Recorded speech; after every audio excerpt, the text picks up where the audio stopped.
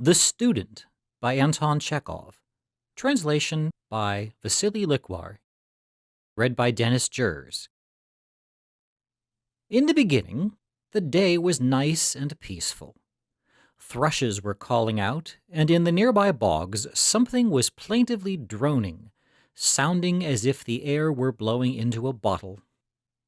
As a snipe flew over, a shot sounded out, rumbling after the bird in the spring air. But when darkness was starting to cover the forest, an unseasonable, cold and piercing wind blew up out of the east. Icy, needle-like lines stretched themselves out over the surfaces of puddles, and in the forest it was getting uncomfortable, remote, and lonely. The air smelled of winter.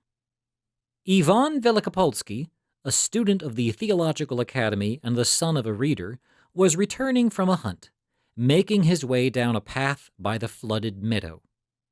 His fingers suddenly began to get numb, and his face was burning from the wind.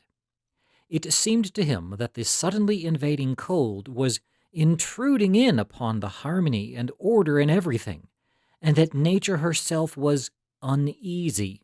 Therefore, darkness was setting in more quickly than it had to. It was deserted all around, and was somehow especially gloomy. There was only the glow from a fire that was burning in the widow's garden near the river. Otherwise, from about 3 miles all around the countryside, village, everything was sunk entirely into the cold evening gloom.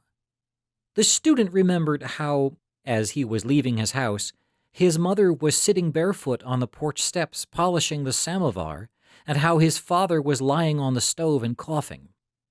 There was nothing to eat at home because it was Great Friday, and the temptation to eat was painful. As the cold was making him tremble, the student thought of how during the times of Rurik, Ivan the Terrible, and Peter the Great, there must have been this same fierce poverty and hunger. These same leaking thatched roofs, the same ignorance and anxiety, the same emptiness all around, the gloom, and the feeling of oppression. All these very horrors were, are, and will be. Another 1,000 years would pass, yet life would still not be any better. He wanted to go home. The garden was called the widow's garden because it was kept by 2 widows, a mother and her daughter. The fire crackled, and it poured off heat, lighting up the tilled earth all around it. The widow Vasilisa, a tall, plump old woman wearing a man's cut-off sheepskin coat, was standing near, gazing thoughtfully into the fire.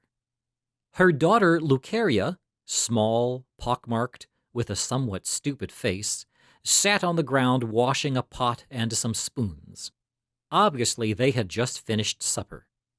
Suddenly, men's voices could be heard. They belonged to some local workers who were watering down their horses along the river. "Well, so winter's back again," said the student, as he made his way up to the fire.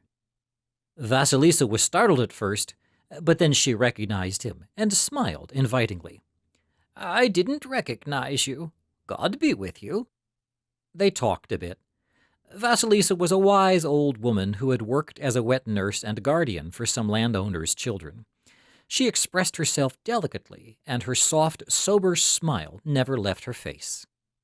Her daughter Lucaria, a country woman, downtrodden and abused by her husband, only motioned to the student by dropping her eyelids slightly, and kept silent. Her expression was strange. It was as if she were a deaf mute. And it was exactly during this same kind of cold night that the Apostle Peter was warming himself at a fire, said the student while extending his hands toward the fire. It was cold then, too. What a terrible night that must have been, an exceedingly cold, despondent and long night. He looked around at the darkness, jerked his head and asked, "Did you go to hear the 12 Gospels?" "I was there," Vasilisa answered. "Remember how during the evening supper Peter told Jesus, 'Lord, I am ready to go with you to prison and to death." But with that, the Lord said to him, "I tell you, Peter, the cock," that's a rooster, "will not crow this day until you 3 times deny that you know me." After that supper, Jesus mortally pined and prayed in the garden. But Peter, so depressed and strengthless, couldn't overcome sleep no matter what he did. So, closing his heavy eyelids, he slept. Then you heard how, in that same night, Judas kissed Jesus and then gave him over to tormentors. They led him, bound, to the high priest and beat him. But Peter, exhausted and weary from anxiety and misery, you understand he did not have enough sleep, had a feeling something horrible would happen on earth that night when they took Jesus, so he followed behind. Peter loved Jesus with a passion, even to the point of his own distraction, and now he watched from a distance as they were beating him. Lucaria put aside the forks and directed an immovable gaze upon the student. "Then came the high priest," he continued, "and they began to interrogate Jesus. At that moment, the workers started a fire in the courtyard to warm themselves by because it was cold. Also standing at the fire and warming himself was Peter, just as I'm doing now. One woman who noticed Peter there said, 'That one over there was with Jesus too.' She was trying to say that he should also be interrogated. All the workers who were standing around the fire glared at him sternly and suspiciously. Peter became uneasy and said, 'I don't know him.' After hesitating for a moment, someone recognized him as one of Jesus' followers and said, 'Aren't you one of them?' But he denied it. A third time someone turned to him and said, 'Didn't I see you with him today in the garden?' He denied it a third time. Immediately, a rooster crowed, and during that same moment, Peter caught a glance of Jesus in the distance. The words said to him by the Lord at supper that evening came to mind. As he remembered, he roused himself and left the courtyard. He broke down into a very bitter weeping. In the Gospel it says, "And he went out and wept bitterly." I can imagine a very still and very dark garden where in the quiet there can be heard, just barely, lonely sobbing. The student gave up a sigh and then sank into deep thought. Vasilisa's smile faded into a sob, and large tears dripped down her cheeks. With her hands, she shielded her face from the fire as if she were ashamed of her tears.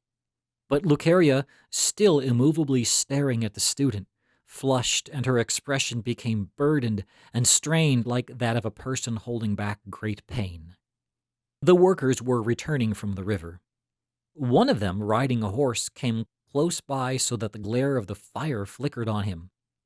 The student wished the widows a good night and then went on his way. By then it had become even darker. His hands were feeling quite numb again from the chill. A cruel wind was blowing. Winter had indeed returned. One could barely believe that the day after tomorrow would be Easter. The student, though, continued to think about Vasilisa. If she began to cry, it must mean that all those experiences which were lived by Peter on that terrible night must have some significance for her. He looked around. The lonely fire blinked in the darkness, and next to it some people could be seen. The student thought again about Vasilisa's crying and her daughter's uneasiness. Obviously, what he told the widows about those events of 20 centuries ago has some relationship to the present. To both those women, probably to that deserted village, to himself, and to all people. If the old woman began to cry, it wasn't because he knew how to tell a story dramatically, but because Peter is close to her, and because she, with her whole being, was able to feel what went on in Peter's heart. Suddenly, joy stirred in his spirit. He even stood still momentarily to catch his breath. The past, he thought, is joined to the present by an unbroken chain of events, proceeding one out of the other. It seemed to him that he had just seen both ends of that chain. As he shook one end of the chain, he was able to touch the other.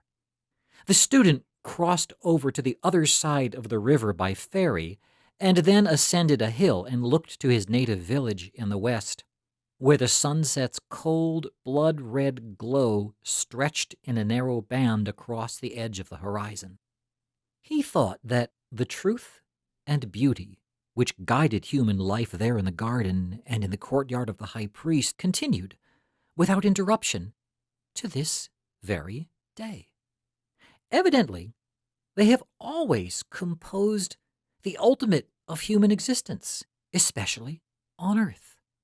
The feeling of youth, health, strength, he was only 22 years old, and an inexpressibly sweet expectation of an unknown and mysterious happiness overtook him little by little. Life then seemed to him to be ecstatic, miraculous, and full of lofty meaning.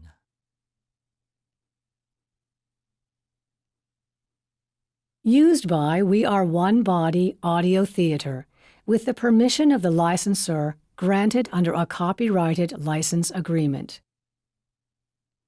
A production of We Are One Body Audio Theater.